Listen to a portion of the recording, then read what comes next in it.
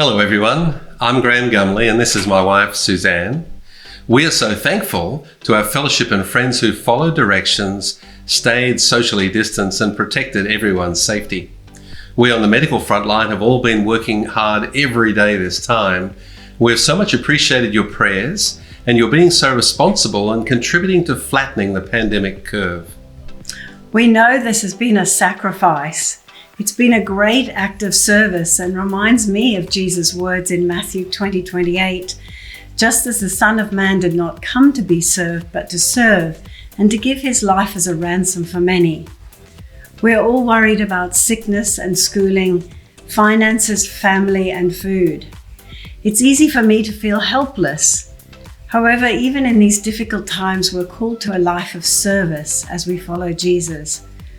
My heart changes when I focus on serving family, our church, and our community. Now, service comes in many different forms, and I'm so encouraged that so many in our fellowship have taken to heart the scripture in 1 Peter 4:10-11. Let me read that. Each one should use whatever gift he has received to serve others, faithfully administering God's grace in its various forms. If anyone speaks, he should do it as one speaking the very words of God. If anyone serves, he should do it with the strength God provides, so that in all things God may be praised through Jesus Christ. We were living in Boston for 13 years, including through the terrible cyclone they made into the movie The Perfect Storm. Graham was in surgery and he had no idea that I was sheltered in the basement with 3 children under 5. We also had many snow days when a meter of snow prevented the children going to school. And while we were in Asia, we had bomb days when we had to shelter in the interior rooms, but never a long time in lockdown like this. Having phones, internet, and social media has made such a difference for me to being in touch. And we've been very impressed by people's creative serving ideas. We've talked on Zoom, prayed on Zoom, cried on Zoom, kids' crafts and Bible stories on Zoom. Hilary has been encouraging other new mums by going on virtual walks together. Some of the ladies have been gathering on Zoom for weekly exercise. A neighbour had a virtual craft night and everyone brought their stitching and knitting. Guys have had online games nights, but, well, that's not just for isolation times, but bread has been baked and recipes shared. Our service starts in our home or household. Some of the practicals we have learned are: first, it usually requires an attitude of readiness to jump in to help with day-to-day tasks, folding laundry, grocery shopping, vacuuming, picking up toys, reading to the children. These are not usually heroic acts, but everyday serving like Jesus. In the context of a confined household, this may well need significant prayer. More structured serving requires faithful planning, preparation, and thought. It takes a lot of consideration to share small spaces so continuously with our family and roommates. We need to remember to express gratitude and appreciation for one another every day. It takes huge patience for both the kids and the parents to be homeschooling, and often doing our job sometimes well into the night. Shopping and meal preparations take heaps of planning, and of course cleaning, wiping, sanitizing, and more sanitizing. As Paul says in 1 Corinthians 9:26, we don't run aimlessly. We're purposeful, eager, and looking for opportunities. So the home practicals we've found helpful are: firstly, make a list of what needs to get done. Then discuss together how we can divide the work. Teens would much rather work from a list that they've made themselves, and toddlers can do that as well. Plan to do more than your share of the chores, and then ask what more there is to be done.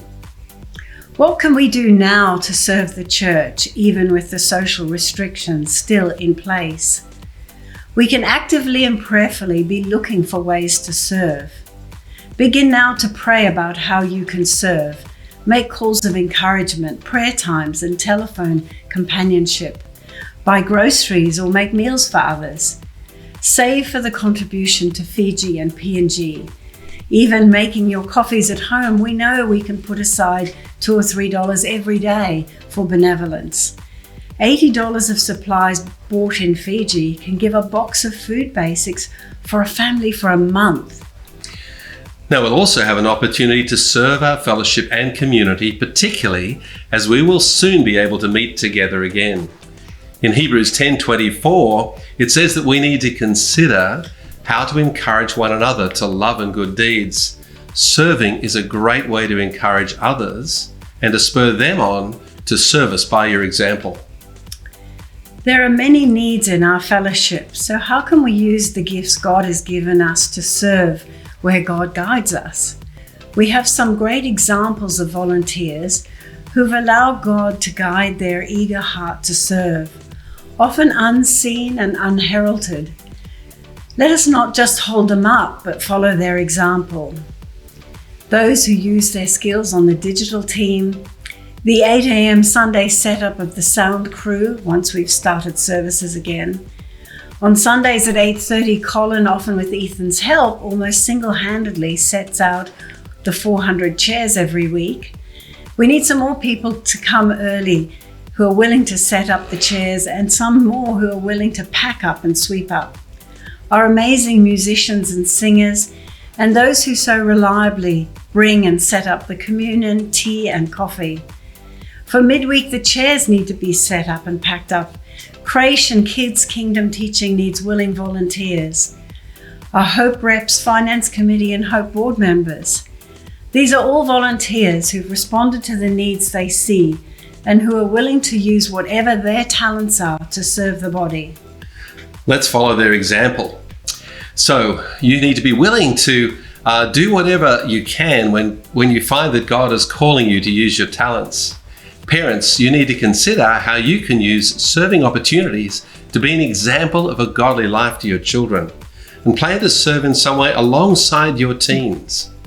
Ask what needs to be done and then what else should be done. Finally, there are needs across the Spa region that we can only meet when we join together to serve.